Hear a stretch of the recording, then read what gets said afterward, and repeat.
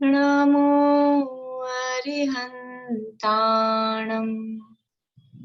नमो सिद्धाणम् नमो आयर्याणम्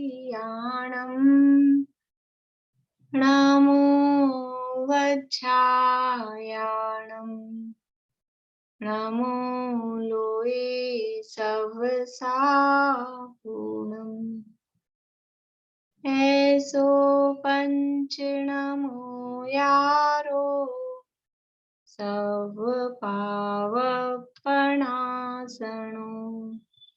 मंगलाणं च सव्येसिं परमं होहि मंगलम् परमं होहि मंगलम्।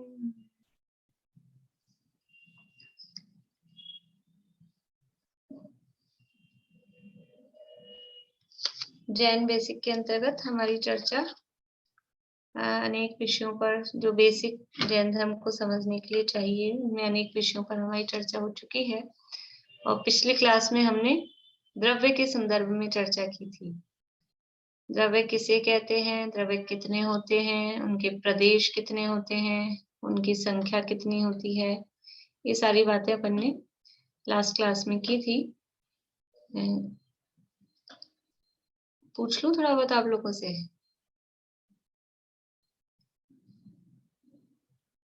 धर्म द्रव्य के कितने प्रदेश होते हैं? सुधा जी।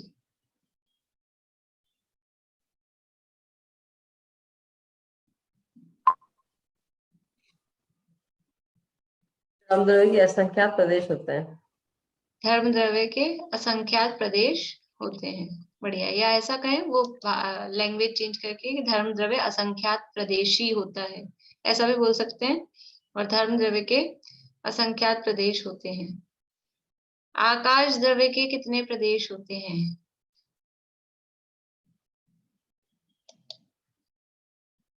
कांता आंटी बताइए। अनंत प्रदेशी। बहुत बढ़िया, आकाश द्रव्य अनंत प्रदेशी होता है। काल द्रव्य कितने होते हैं? काल द्रव्य कितने होते हैं? रश्मि जी।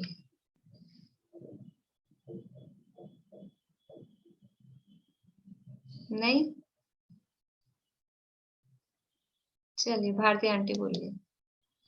मतलब कितने प्रदेश का एक प्रदेश? प्रश्न क्या है? काल काल द्रव्य द्रव्य कितने कितने होते हैं, तो वही मतलब प्रदेश नहीं बताना है। काल द्रव्य असंख्यात। काल द्रव्य असंख्यात होते हैं। एक प्रदेश प्रदेशी है। हाँ, प्रदेश पूछा नहीं, अभी काल द्रव्य कितने होते हैं, तो काल अच्छा द्रव्य असंख्यात होते हैं। अच्छा, धर्म द्रव्य का जैसे बताएंगे तो उसमें लोक का वो बोल सकते हैं, लोक का मतलब लोक प्रमाण असंख्यात। लोक प्रमाण। हाँ, धर्म द्रव्य में कितने प्रदेश होते हैं, तो लोक प्रमाण असंख्यात। काल द्रव्य के प्रदेश कितने होते हैं? पद्मा जी। काल द्रव्य एक प्रदेशी होता है। एक प्रदेशी होता है, ठीक है। पुद्गल कितने होते हैं? पुद्गल कितने होते हैं? रेखा जी। पुद्गल के प्रदेश बताऊं? संख्यात, असंख्यात, अनंत प्रदेशी। मैंने प्रश्न क्या पूछा है? जो प्रश्न पूछा है वो पुद्गल बताइए। कितने होते हैं? संख्या मतलब अनंत अनंत। हाँ, जब आप समझ गए तो फिर आप गड़बड़ क्यों करते हैं? पुद्गल कितने होते हैं? पुद्गल अनंतानंत होते हैं। कुछ जरूरत थोड़ा ना संख्या शब्द बोला जाए कि पुद्गल की संख्या बताइए। सीधा प्रश्न तो यही होगा ना, पुद्गल कितने, जीव कितने, ऐसा ही पूछा जाएगा ना। धर्म द्रव्य और अधर्म द्रव्य कितने कितने होते हैं? मीना चाची। एक एक। धर्म द्रव्य भी एक और अधर्म द्रव्य भी एक। फिर असंख्यात क्या होते हैं धर्म धर्म में? असंख्यात प्रदेश होते हैं। असंख्यात प्रदेश होते हैं, ठीक है। ये आप लोगों को मतलब समझ में आ गया है मेरे ख्याल से। आज हमें चर्चा करनी है इन्हीं द्रव्यों के संदर्भ में थोड़ी बात और करनी है कि इन द्रव्यों को बांटना है। 6 द्रव्यों को, 6 किस अपेक्षा से हैं ये? क्या 6 ही द्रव्य हैं? ये 6 नहीं है, संख्या में तो अनंत द्रव्य हैं। 6 तो इनकी जातियां हैं, जाति की अपेक्षा से 6 ग्रुप इनके बनाए गए हैं। तो ये जो जाति अपेक्षा 6 द्रव्य हैं, इनको 6 की जगह कुछ कम में बांटा जा सकता है। हमने जाति अपेक्षा 6 बनाए, अभी इनकी कुछ जाति को ऐसा करके कि 6 की जगह और कम हो जाए, तो इनको 2-2 भागों में भी बांटा जा सकता है। वो 2-2 भाग अलग अलग टाइप से हो सकते हैं। तो सबसे पहले हमको ये इसमें विभाजन करना है 6 द्रव्यों का जीव और अजीव में। ये 2 भाग हो गए। 6 द्रव्य हैं, लेकिन 6 द्रव्यों को केवल 2 शब्दों में बताना है। कौन से द्रव्य जीव हैं, कौन से द्रव्य अजीव हैं? बोलिए बेला जी, कौन से द्रव्य जीव हैं, कौन से द्रव्य अजीव हैं 6 द्रव्यों में से? जीव जीव है और उद्गल, धर्म, अधर्म, आकाश, काल, अजीव। बहुत बढ़िया। जीव तो जीव है, जीव जीव दिखाई दे रहा है, और पुद्गल, धर्म, अधर्म, आकाश, काल ये सब अजीव। अजीव मतलब जो जीव नहीं है। जीव किसे कहते हैं? जीव किसे कहते हैं और अजीव किसे कहते हैं? बोलिए मनोरमा आंटी।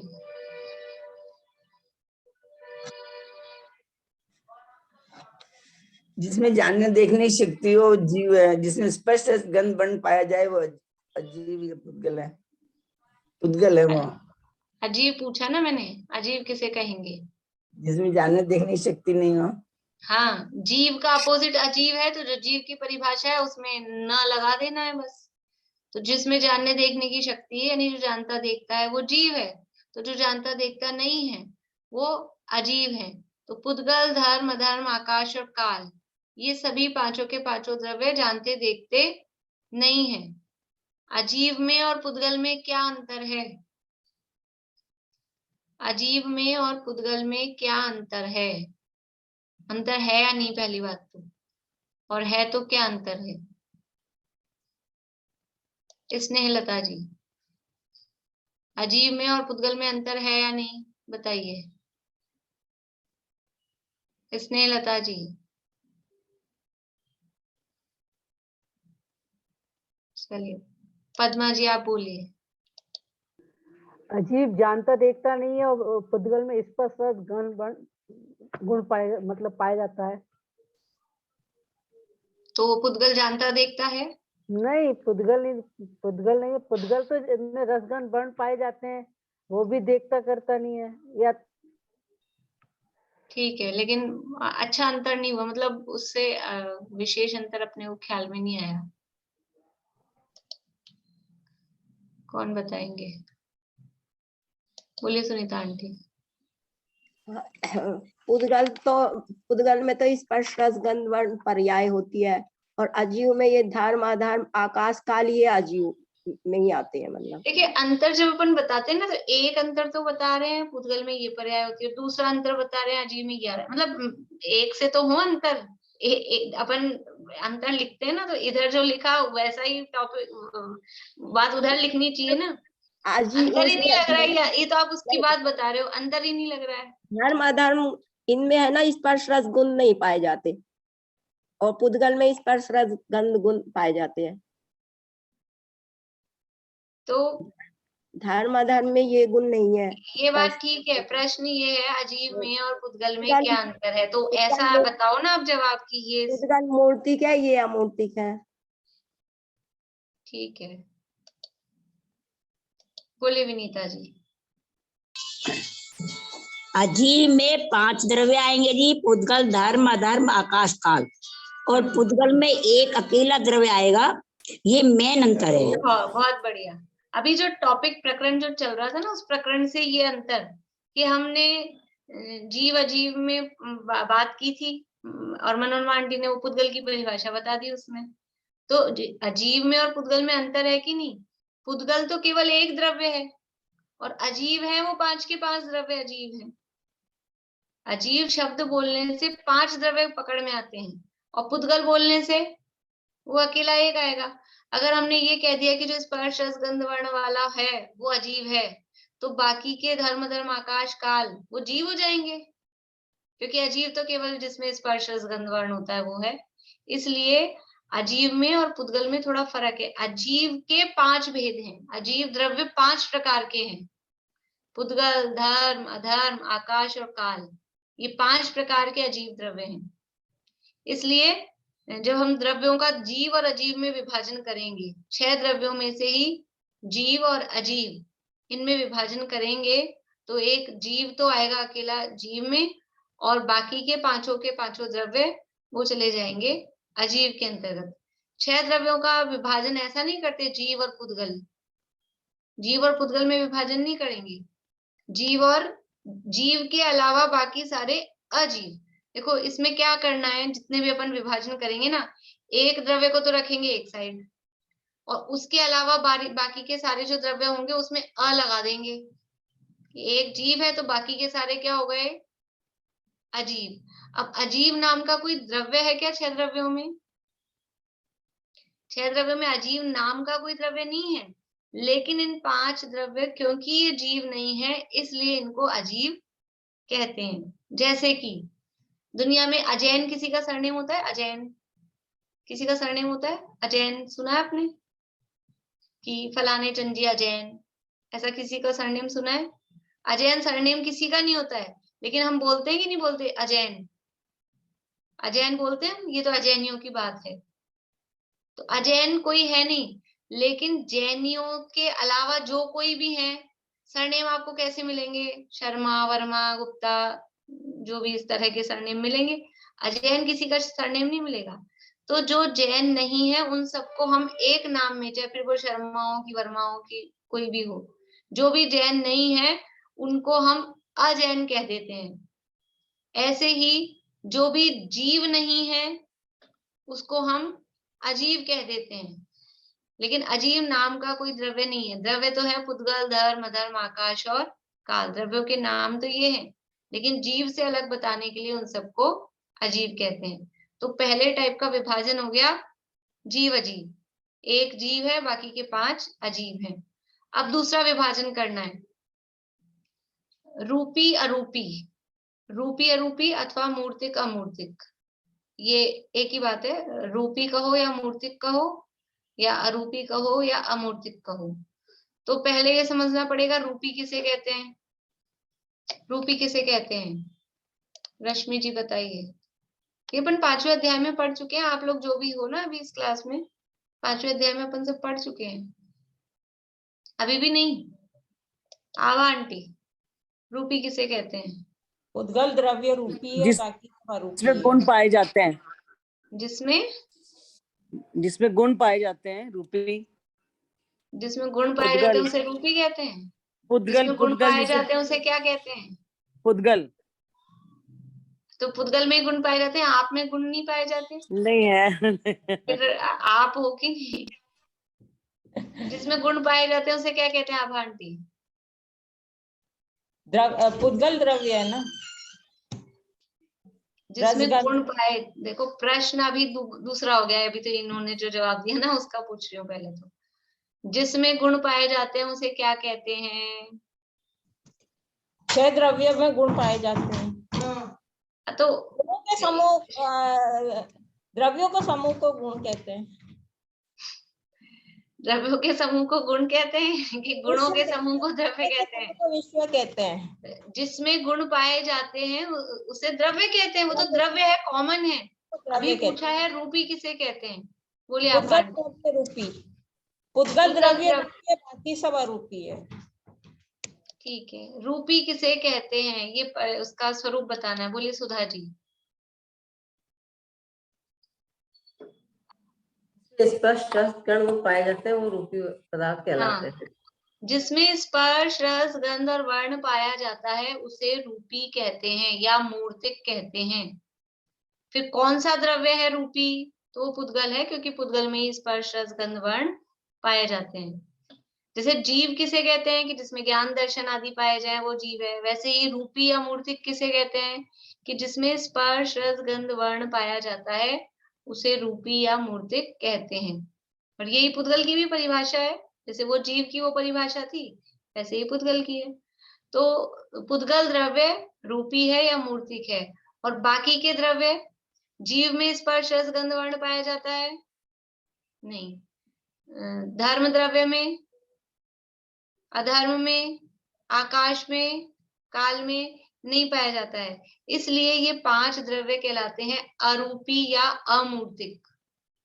एक द्रव्य रूपी है, यानी पुद्गल द्रव्य रूपी है या मूर्तिक है, बाकी के सारे 5 द्रव्य वो है अरूपी या अमूर्तिक। ये 2 टाइप से अपन ने विभाजन देख लिया। पहला देखा जीव अजीव, दूसरा रूपी अरूपी या मूर्तिक अमूर्तिक, वो दोनों एक ही बात है। ठीक है, अब तीसरा विभाजन में क्या करेंगे कि कितने द्रव्य एक प्रदेशी हैं और कितने द्रव्य बहुप्रदेशी हैं। यानी हमने प्रदेश देख लिए, द्रव्यों की संख्या, प्रदेशों की संख्या देख ली, तो कितने द्रव्य हैं, कौन कौन से द्रव्य हैं जिनका केवल एक ही प्रदेश है, और कौन कौन से द्रव्य हैं जिनका बहुत सारे प्रदेश हैं। बहुप्रदेशी मतलब एक से ज्यादा प्रदेश हैं। ठीक है, तो एक प्रदेशी कौन सा है,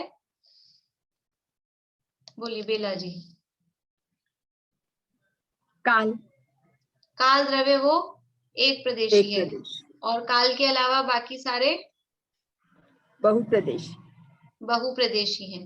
तो जो एक प्रदेशी होता है, देखिए अभी इसमें जो बात है वो कर रहे हैं अपन, जो एक प्रदेशी होता है उसको कहते हैं, नहीं, जो बहुप्रदेशी होते हैं उनको कहते हैं अस्तिकाय। जो द्रव्य बहुप्रदेशी होते हैं, जिन द्रव्यों के एक से ज्यादा प्रदेश होते हैं, उनको अस्तिकाय कहते हैं। आपका प्रश्न शायद पुद्गल के संबंध में होगा, वो मैं अभी ले रही हूँ। वही मैं अणु के लिए पूछ रही थी। हाँ, मैं ले रही हूँ उस चीज को। जो बहुप्रदेशी द्रव्य हैं, बहुप्रदेशी द्रव्य को कहते हैं अस्तिकाय। तो हमने विभाजन किया है एक प्रदेशी या बहुप्रदेशी, उसको हम ऐसा भी कह सकते हैं कि अनस्तिकाय और अस्तिकाय, क्योंकि ये शब्द मिलेंगे हमको, हम कुछ जिनवाणी पढ़ेंगे कुछ भी, तो ये शब्द मिलेंगे।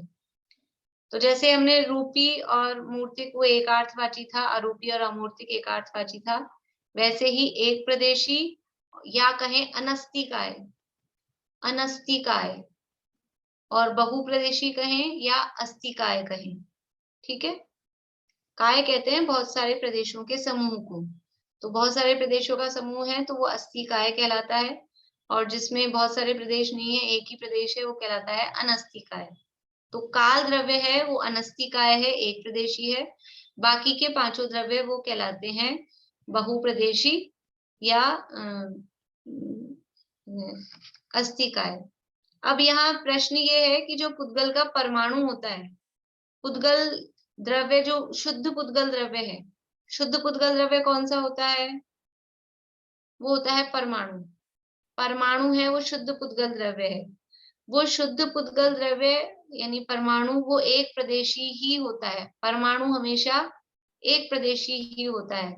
इस अपेक्षा से पुद्गल को भी एक प्रदेशी कह सकते हैं, लेकिन फिर भी पुद्गल को बहुप्रदेशी में गिना जाता है। जब हम ऐसा कहेंगे ना अस्तिकाय कितने हैं और अनस्तिकाय कितने हैं, तो पंचास्तिकाय ऐसा ही आपको सुनने में आएगा। 5 होते हैं अस्तिकाय, 1 होता है अनस्तिकाय। तो यद्यपि पुद्गल का परमाणु वो एक प्रदेशी ही होता है, लेकिन फिर भी उस परमाणु में क्योंकि बहुप्रदेशी होने की योग्यता होती है। काल का अणु भी एक ही प्रदेशी, काल अणु कहते हैं उसको, काल द्रव्य भी एक प्रदेशी है, लेकिन काल द्रव्य में जुड़ने की योग्यता भी नहीं है कि वो जुड़ जुड़ के, जैसे पुद्गल के परमाणु जुड़ जुड़ के स्कंद बन जाते हैं। पुद्गल के परमाणु होते हैं और परमाणु जुड़ जुड़ के स्कंद बन जाता है, वो स्कंद बहुप्रदेशी हो जाता है। वैसे ही काल के अणु जुड़ जुड़ के मिलके वो स्कंद बन जाते हो काल के, ऐसा नहीं होता है। इसलिए काल है वो एक प्रदेशी है, अनस्तिकाय है, और पुद्गल को यदि हम विभाजन करके कहें कि परमाणु एक प्रदेशी है और स्कंद है वो बहुप्रदेशी है, ऐसा कह सकते हैं। पुद्गल में 2 भाग करें, परमाणु एक प्रदेशी है और स्कंद बहुप्रदेशी है। लेकिन यदि केवल सिंगल हम ऐसा कहते हैं कि पुद्गल, तो फिर पुद्गल में क्योंकि वो स्कंद बनने की योग्यता होती है परमाणुओं में, अगर सामान्य रूप से हम कहते हैं तो पुद्गल को बहुप्रदेशी के अंतर्गत लिया जाता है।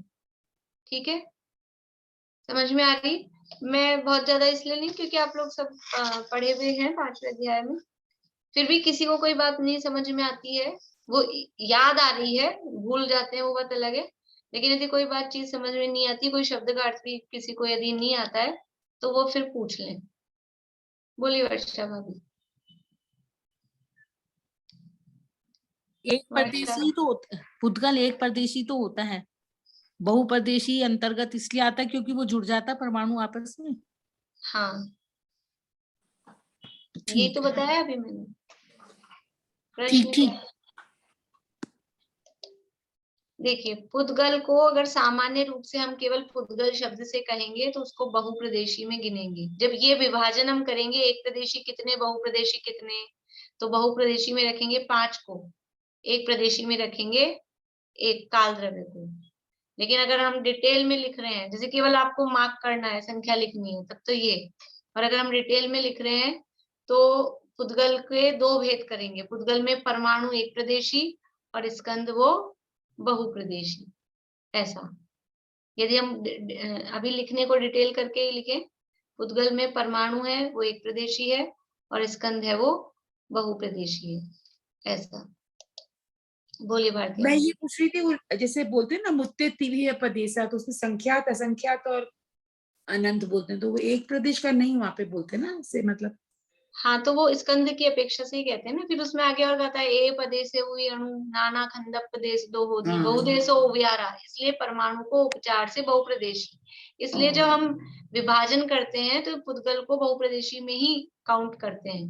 पंचास्ती काय बोलते हैं, 4 अस्थि काय नहीं बोलते, पंचास्ती काय। तो पंचास्ती काय में पुद्गल को ऐड किया है कि नहीं किया है? किया है, इसलिए पुद्गल को बहुप्रदेशी में ही लेते हैं। लेकिन अगर अलग से पूछा जाए परमाणु, तो परमाणु तो एक प्रदेशी है ही, और स्कंद जो भी होते हैं वो बहुप्रदेशी होते हैं। तो ये विभाजन हो गया एक प्रदेशी और बहुप्रदेशी का। अब है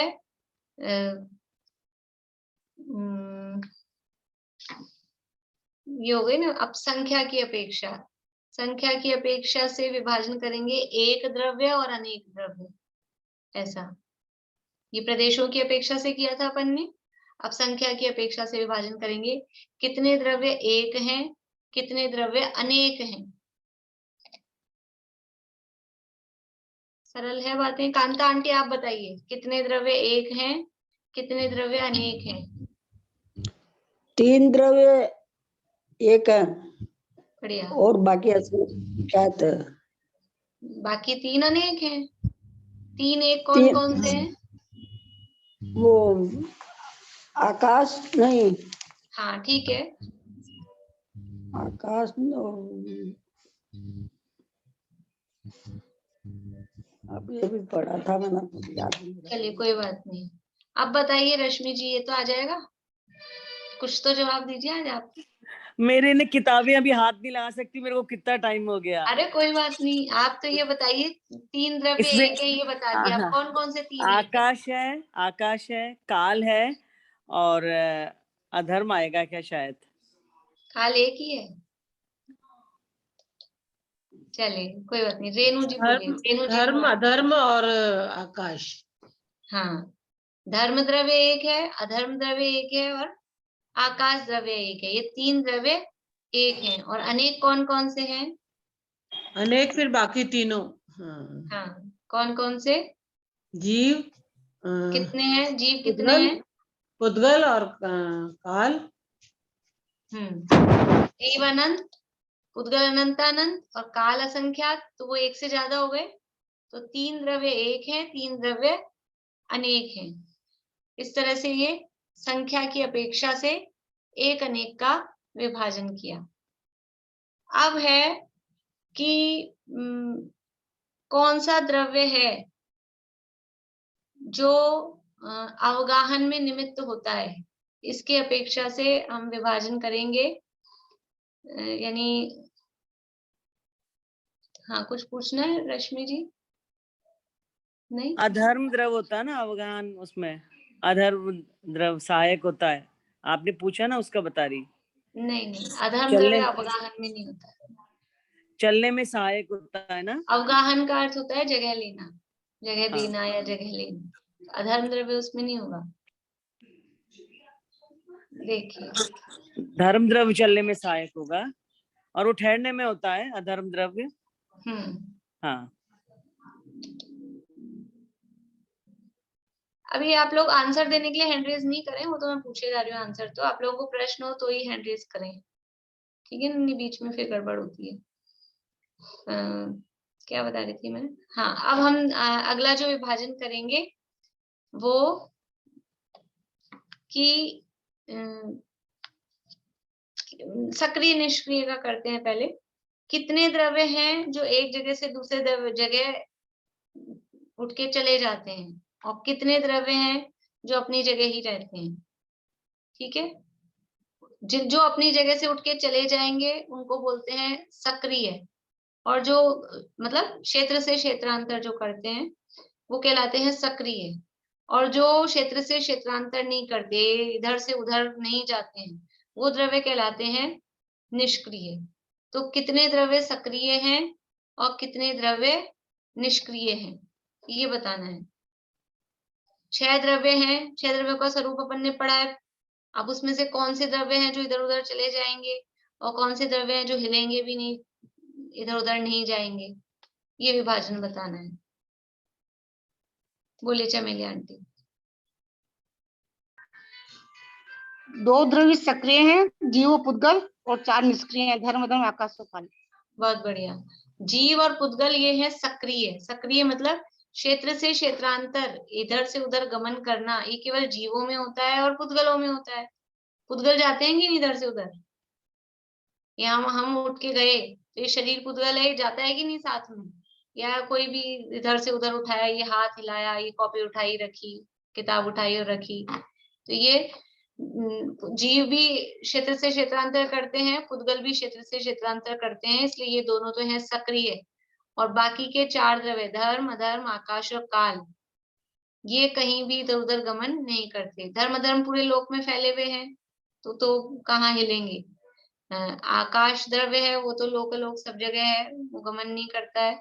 और काल के जो अणु हैं, कालाणु, वो भी अपनी जगह पर स्थित हैं, क्षेत्र से क्षेत्रांतर नहीं करते हैं, इसलिए ये सक्रिय और निष्क्रिय। अब है कि कौन सा द्रव्य है जो यानी कि इसको बोलेंगे सर्वव्यापी द्रव्य कौन सा है, और उसका अपोजिट क्या बनाएंगे? सब जगह जो व्याप्त नहीं है वो द्रव्य कौन से हैं? सर्वव्यापी और असर्वव्यापी, ऐसा बना लीजिए। सर्वव्यापी यानी सब जगह जो फैला हुआ है वो द्रव्य, और जो सब जगह फैला हुआ है नहीं है ऐसा द्रव्य। तो सर्वव्यापी द्रव्य कौन से हैं, असर्वव्यापी द्रव्य कौन से हैं, वो बताने हैं। बोली पद्मा जी। आकाश द्रव तो सर्वव्यापी है और 5 द्रव सर्वव्यापी नहीं है। बढ़िया। आकाश द्रव्य वो सब जगह है, लोक में या लोक में सब जगह आकाश द्रव्य है, तो सर्वव्यापी द्रव्य है वो आकाश द्रव्य। और बाकी के 5 द्रव्य जीव पुद्गल धर्म धर्म और काल, वो कहलाएंगे असर्वव्यापी, ठीक है? अब इसमें एक दूसरी अपेक्षा और, दूसरी अपेक्षा क्या, कि यदि लोक में सर्वव्यापी पूछा जाए, ये तो हो गए सर्वव्यापी और असर्वव्यापी, तो इसमें लोक अलोक दोनों शामिल हैं, ठीक है? सामान्य रूप से कहा। अब यदि ऐसा पूछा जाए कि लोक में सर्वव्यापी द्रव्य कौन सा है और लोक में असर्वव्यापी द्रव्य कौन सा है, ये बताना है। लोक में सर्वव्यापी और लोक में असर्वव्यापी, इसको सर्वगत और असर्वगत भी बोल सकते हैं, वो छोटा पड़ेगा। सर्वगत और असर्वगत, सर्वव्यापी कहो चाहे सर्वगत कहो, एक ही बात है। हाँ, लोक में बताना है, लोक में सर्वगत कौन सा है और असर्वगत कौन सा है। सरोज आंटी।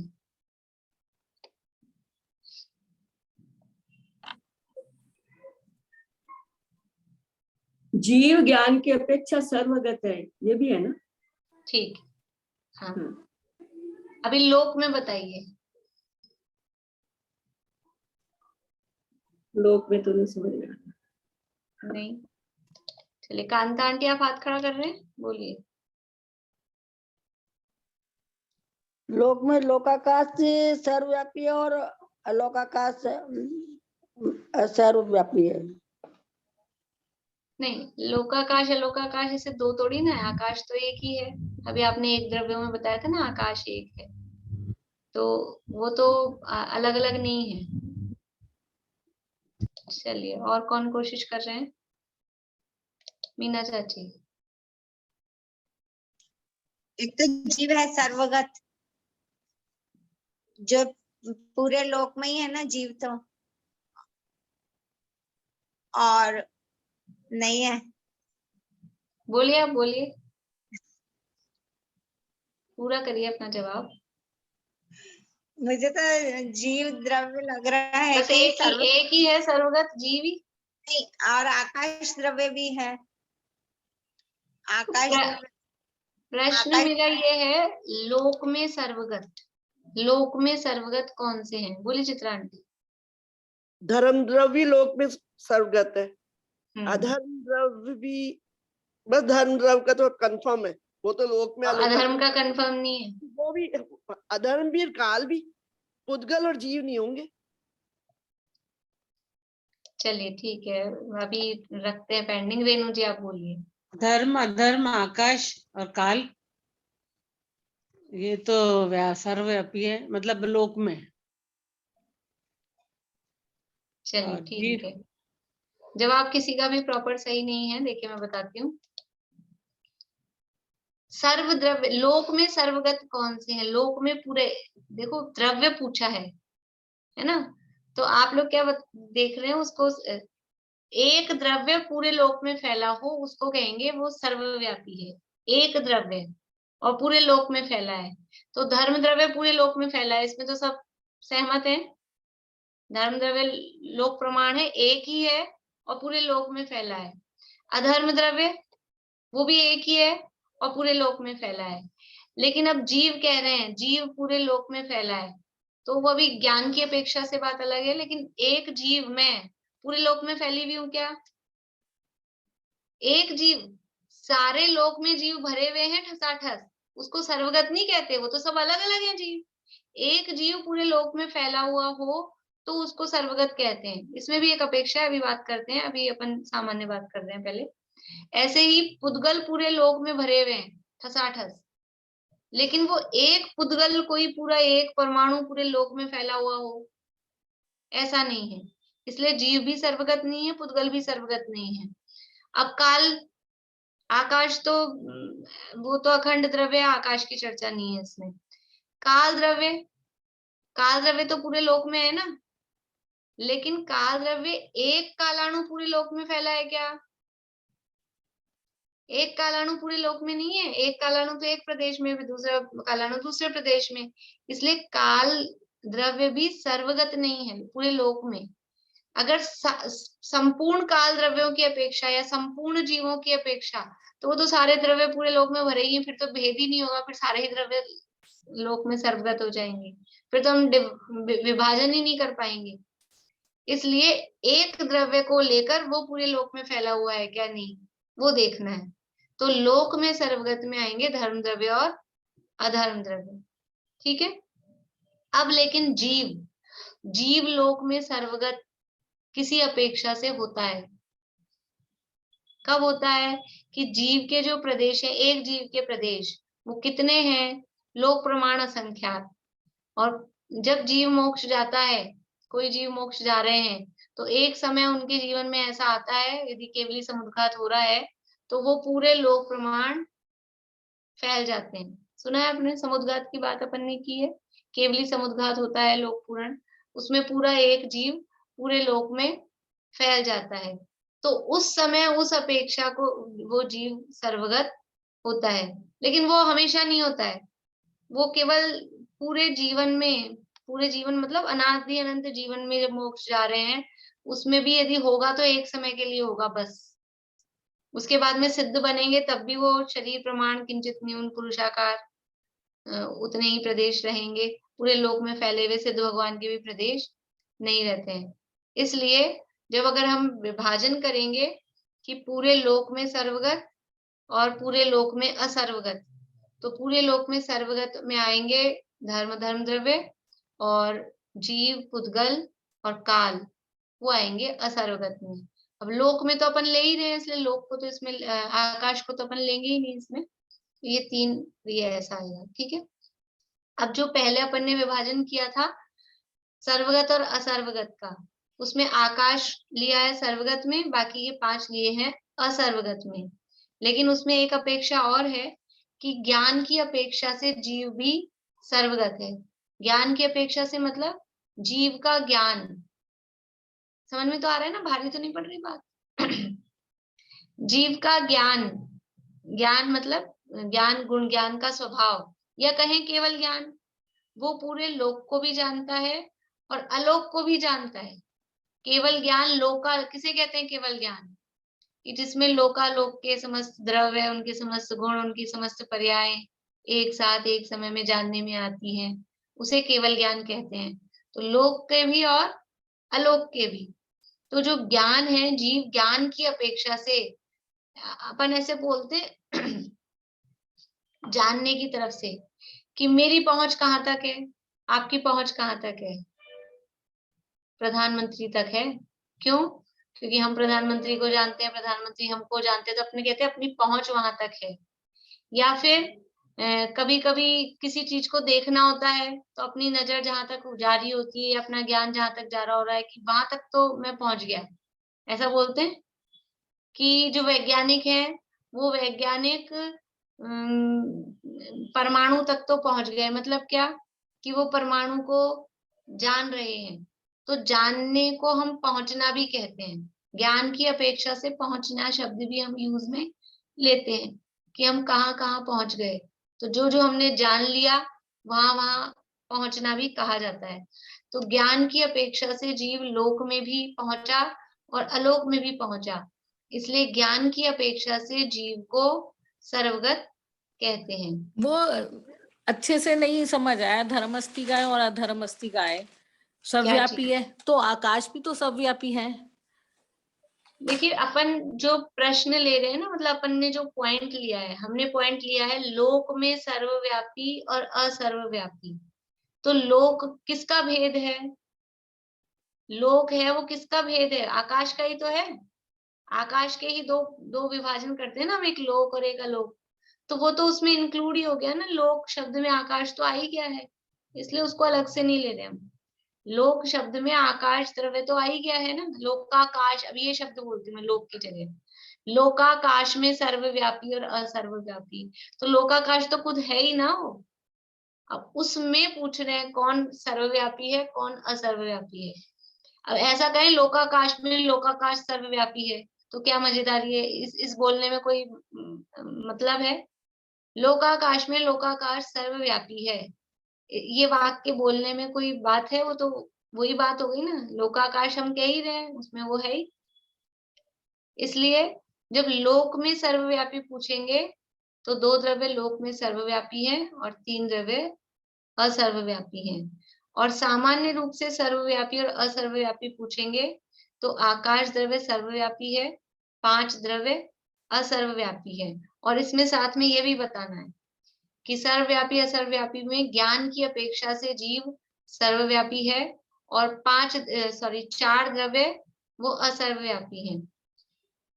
फिर से बताती हूँ, देखो जब सर्वव्यापी असर्वव्यापी के अपन भेद करेंगे ना, हमने भेद किए द्रव्यों के, ये द्रव्य और इनके 2 भेद किए, एक सर्वव्यापी एक असर्वव्यापी। ठीक है, इस तरह से आप चार्ट बना बना के भेद लिख सकते हैं अपने कॉपी में, किस तरह से भेद कर रहे हैं। तो सर्वव्यापी में हम लेंगे 2 प्रदेशों की अपेक्षा, प्रदेशों की अपेक्षा, और दूसरा लेंगे ज्ञान की अपेक्षा।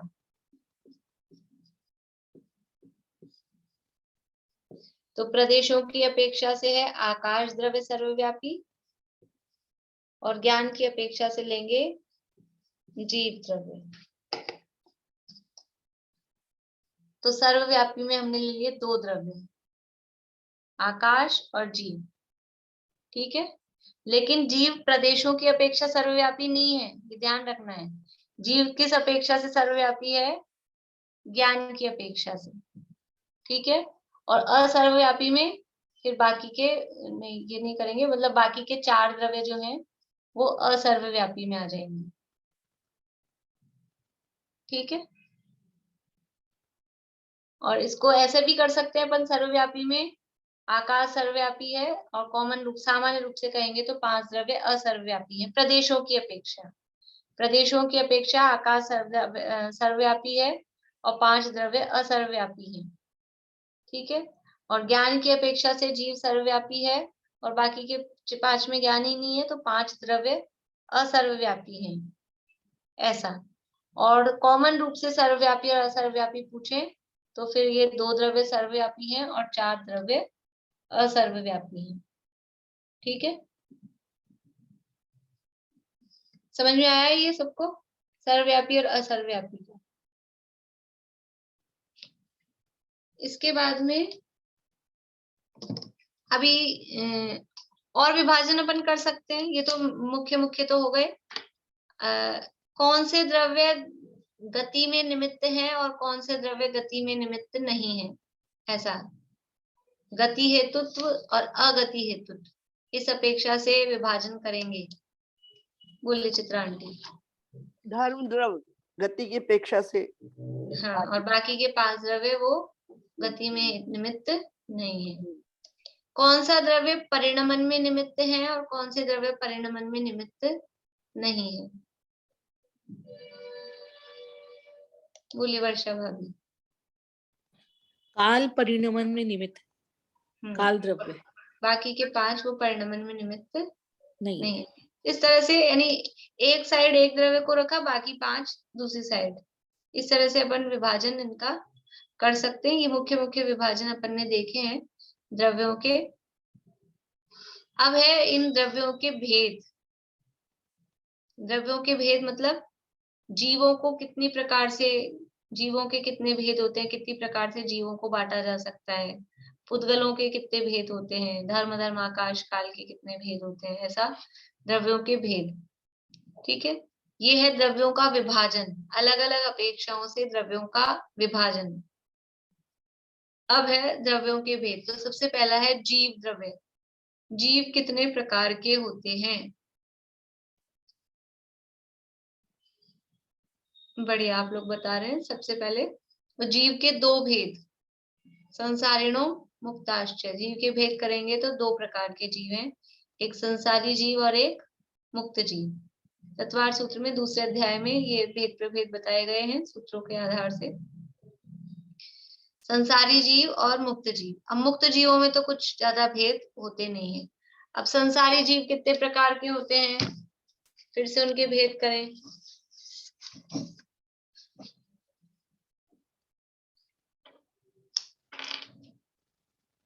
जीव के भेद किए, संसारी और मुक्त। फिर संसारी जीवों के भेद किए, संसारिणस त्रस स्थावरा। तो इनके भेद पहले स्थावर और त्रस। ठीक है, फिर से अब स्थावर जीवों के भेद होते हैं क्या? स्थावर जीव 5 प्रकार के। कौन कौन से 5 प्रकार के? पृथ्वी, जल, अग्नि, वायु और वनस्पति। ऐसे 5 प्रकार के, मैंने शॉर्ट में लिखा है, पूरा नाम नहीं लिखा, जगह नहीं है यहाँ। स्थावर जीव फिर से 5 प्रकार के, ठीक है। त्रस जीव कितने प्रकार के होते हैं? त्रस जीव सामान्य रूप से करें तो 4 कर सकते हैं सीधे सीधे, नहीं तो पहले त्रस जीवों के 2 भेद, एक विकलेंद्रिय और एक पंचेंद्रिय कहें या सकलेंद्रिय कहें। विकलेंद्रिय और सकलेंद्रिय, सकलेंद्रिय भी या पंचेंद्रिय भी कह सकते हैं, ठीक है। त्रस जीवों के 2 भेद किए, विकलेंद्रिय और सकलेंद्रिय। अब विकलेंद्रिय कितने प्रकार के होते हैं? विकलेंद्रिय 3 प्रकार की, 2 इंद्रिय, 3 इंद्रिय और 4 इंद्रिय, ठीक है। 2, 3 और 4 इंद्रिय। अब जो पंचेंद्रिय या सकलेंद्रिय वो कितने प्रकार के हैं? वो 2 प्रकार के, संगी पंचेंद्रिय और असंगी पंचेंद्रिय, ठीक है। वैसे इनके आगे और भी भेद कर सकते हैं, लेकिन इतना ही ठीक है अपने उस हिसाब से। तो ये इस प्रकार से जीवों के भेद प्रभेद हो गए। इनकी परिभाषाएं वगैरह बताने की जरूरत तो नहीं।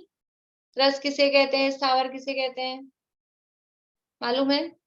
एक इंद्रिय जीवों को स्थावर कहते हैं और 2 इंद्रिय से लेके पंचेंद्रिय तक के जीवों को त्रस कहते हैं, ठीक है। इस तरह से ये जीव के भेद हुए। मुक्त जीवों में इस तरह के कोई भेद होते नहीं है। तो ये जो सारे भेद प्रभेद दिखाई देंगे ये संसारी जीवों के। अब पुद्गल के भेद होते हैं क्या, कि पुद्गलों के यदि भेद करेंगे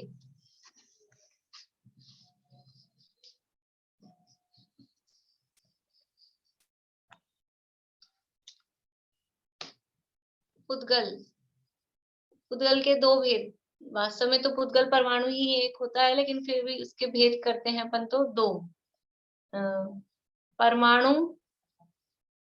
और स्कंद। परमाणु कितने प्रकार के होते हैं? परमाणुओं में प्रकार नहीं होते, परमाणु तो बस परमाणु है, ठीक है। अब स्कंदों के भेद, स्कंदों के भेद करेंगे तो इसके 2 टाइप से भेद कर सकते हैं। पहले टाइप का भेद क्या करेंगे, संख्यात अणु वाला स्कंद, यानी संख्यात प्रदेशी, ऐसा लिख सकते हैं, असंख्यात प्रदेशी और अनंत प्रदेशी।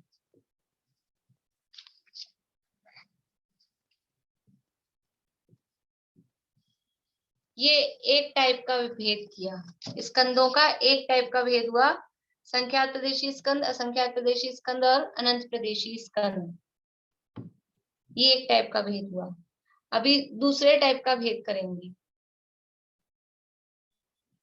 या ये स्कंद में रहने दीजिए, दूसरे टाइप का भेद अपन पुद्गल में ही कर लेते हैं पूरा, उसमें भी पुद्गल के दूसरे, ये एक टाइप से पुद्गल का भेद हो गए, परमाणु और स्कंद में संख्यात प्रदेशी, असंख्यात प्रदेशी और अनंत प्रदेशी, ठीक है। अब पुद्गल के ही दूसरे टाइप से भेद करते हैं। ये समझ में आता है ना, जिसमें संख्यात परमाणु है वो संख्यात प्रदेशी, जिसमें असंख्यात परमाणु है वो असंख्यात प्रदेशी, और जिसमें अनंत परमाणु है वो अनंत प्रदेशी स्कंद कहलाता है। अब पुद्गल के दूसरे टाइप से भेद करते हैं 6 भेद। दूसरे टाइप से जो भेद करेंगे वो अपन 6 भेद करेंगे। यहाँ ऐसा 6 आएगा नहीं, मैं लंबाई में लिख रही हूँ, आप लोग वैसे चार्ट की जैसे भी लिख सकते हैं। पहला भेद किया हमने स्थूल स्थूल,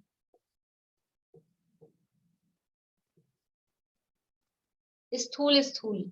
स्थूल स्थूल पुद्गल कौन सा है, कि ऐसे पुद्गल के स्कंद जिनको जो आंखों से भी दिखाई देते हैं, स्पर्श आदि से भी समझ में आते हैं, और जिनके 2 टुकड़े करने पर फिर दोबारा उनको जोड़ना पॉसिबल नहीं होता है, वो ऐसे स्कंद कहलाते हैं स्थूल स्थूल स्कंद। जैसे कि पत्थर है, लकड़ी है, तो पत्थर को तोड़ दिया तो फिर वो टूट जाएगा तो दोबारा जुड़ेगा नहीं।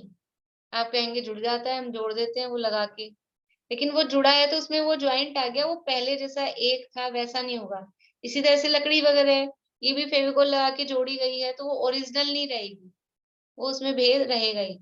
इसलिए ऐसे स्कंद जिनके भेद करने पर वो दोबारा से जुड़ ना सके, वो कहलाते हैं स्थूल स्थूल स्कंद। ठीक है, दूसरा है स्थूल स्कंद। स्थूल स्कंद कौन से हैं कि जिनके इसमें तो आएंगे ठोस पदार्थ।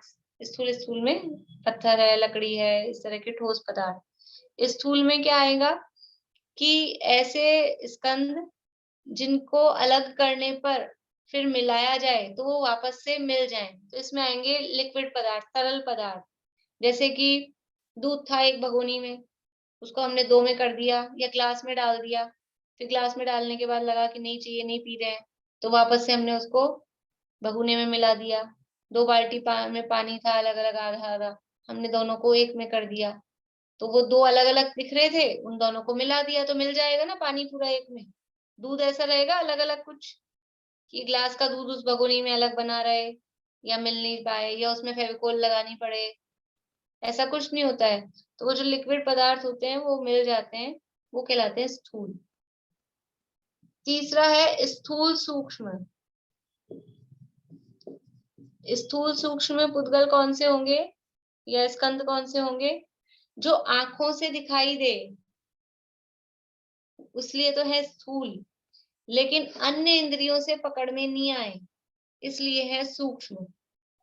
जो आंखों से दिखाई देते हैं लेकिन अन्य इंद्रियों से पकड़ में नहीं आते, जैसे कि धूप है, धूप स्कंद है कि नहीं है? धूप पुद्गल है कि नहीं है? धूप पुद्गल है कि नहीं है? धूप वो पुद्गल है, पुद्गल का स्कंद है। वो शब्द बंध सूक्ष्म स्थौल्य संस्थान भेद तम छाया आतप उद्योत, ये सब पुद्गल की पर्याय हैं। तो वो धूप है, वो पुद्गल की अवस्था है, पुद्गल के परमाणुओं की अवस्था है, वो आंखों से हमको दिखाई देती है, इसलिए तो है वो स्थूल। लेकिन अब हमारे क्या घर में अंदर धूप नहीं आती, बाहर तो आती है, अंदर नहीं आती है, ठंड लगती है बहुत, तो थोड़ी सी धूप उठा के ले आए अंदर, थोड़ी सी अंदर ले आए क्या धूप उठा के? तो वो उठा के नहीं लाई जा सकती, उसको हाथ से पकड़ा नहीं जा सकता। थोड़ी सी उसको ऐसे बोलते हैं धूप खा लें, सर्दी बहुत होती है, थोड़ी धूप खा रही हूँ, तो कैसी होती है धूप? खट्टी मीठी कड़वी कषैली चरपरी, कैसा स्वाद आता है, पेट भर जाता है धूप खाने से। तो ऐसा अन्य इंद्रियों से वो पकड़ में नहीं आती, समझ में आ रहा है? अन्य इंद्रियों से, हाँ स्पर्श से उसकी उष्णता तो समझ में आती है, लेकिन हम उसको चाहें कि पकड़ के ले आए, उठा के इधर रख लें, ऐसा नहीं होता है। तो इसलिए वो धूप आदि कहलाती हैं स्थूल सूक्ष्म। पुद्गल के स्कंद हैं लेकिन वो कहलाते हैं स्थूल सूक्ष्म।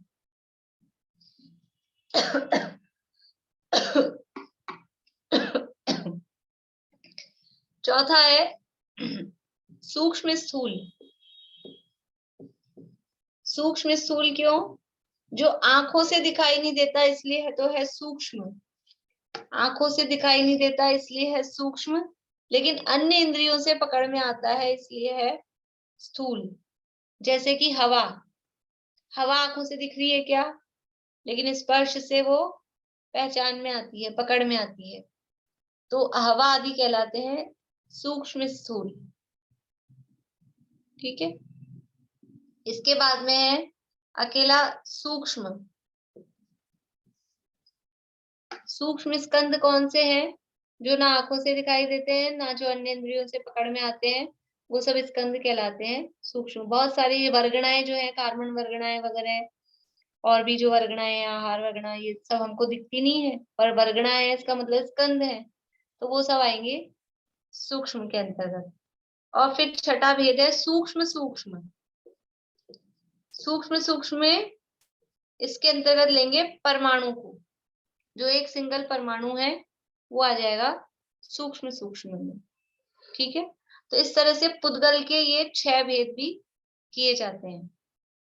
इसमें ये बात जरूर है, आपको अलग अलग ग्रंथों में कहीं कहीं ये 6 भेद पुद्गल के कर देते हैं और कहीं कहीं ये 6 भेद स्कंद के भी मिलते हैं।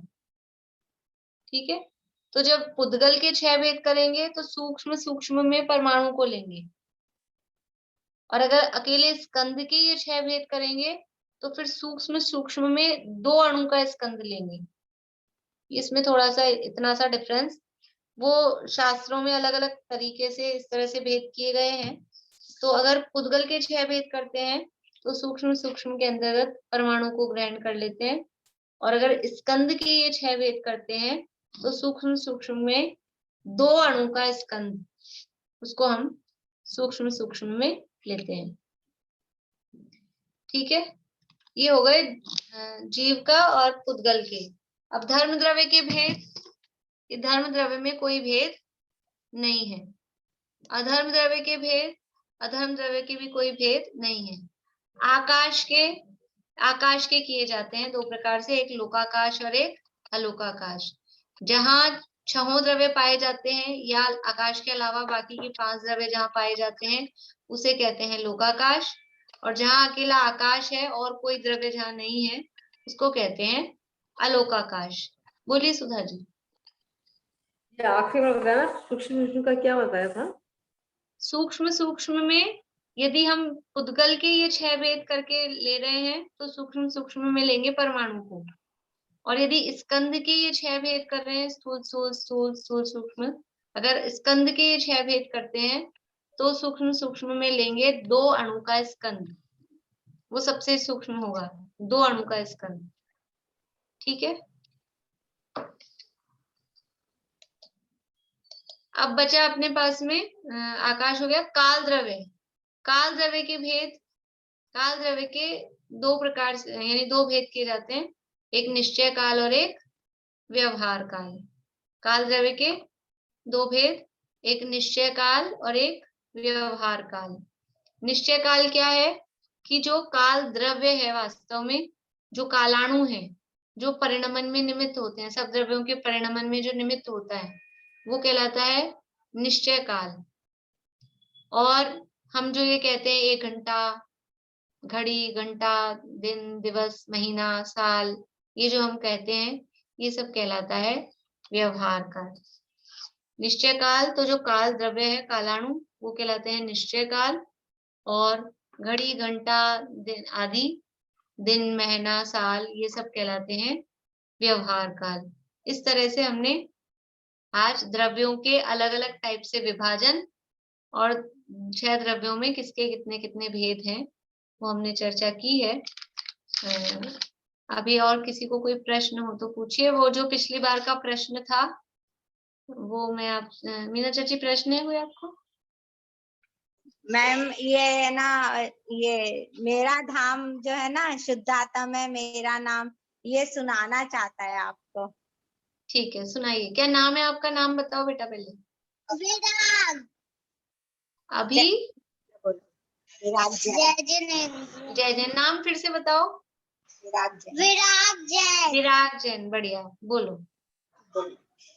शुद्धात्म है मेरा नाम, मात्र जानना मेरा काम, मुक्तिपुरी है मेरा धाम, जहाँ मिलता पूर्ण विश्राम, जहाँ भूख का नाम नहीं है, जहाँ प्यास का काम नहीं है, और खांसी और जुकाम नहीं है, आदि व्याधि का नाम नहीं है, सबसे सुंदर मेरा गाँव, शुद्धात्म है मेरा नाम, मात्र जानना मेरा काम,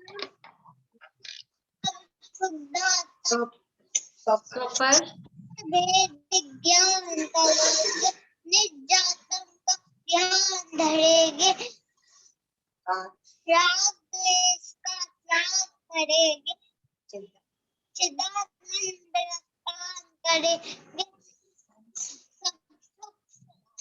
सब सुख दाता मेरा धाम, शुद्धात्म है मेरा नाम, मात्र जानना मेरा काम। बहुत बढ़िया, बहुत अच्छा, बहुत बढ़िया। अब ऐसे और भी करके सुना। अब अपना जो प्रश्न था पिछली बार का, वे कौन थे जिनकी भक्ति के प्रभाव से नेत्रों में ज्योति आ गई थी? किस किसने खोजा? पहले तो वो हाथ खड़ा करिए। 1 2 3 लोगों ने कोशिश करी है, 4 5, ठीक है। फिर नहीं दिया करें क्या प्रश्न? बाकी लोगों ने अपनी खिड़कियां बंद कर ली। चलिए कोई बात नहीं, बोलिए बेला जी जवाब। वे कौन थे जिनके भक्ति के प्रभाव से नेत्रों में ज्योति आ गई थी? मैंने बहुत खोजा लेकिन मुझे आंसर नहीं मिला। आंसर नहीं मिला? चलिए कोई बात नहीं, आपने खोजा, ये बहुत अच्छा, आपने मेहनत की। बोलिए चमेली आंटी। पूज्यपाद स्वामी। पूज्यपाद स्वामी। पूज्यपाद कौन थे?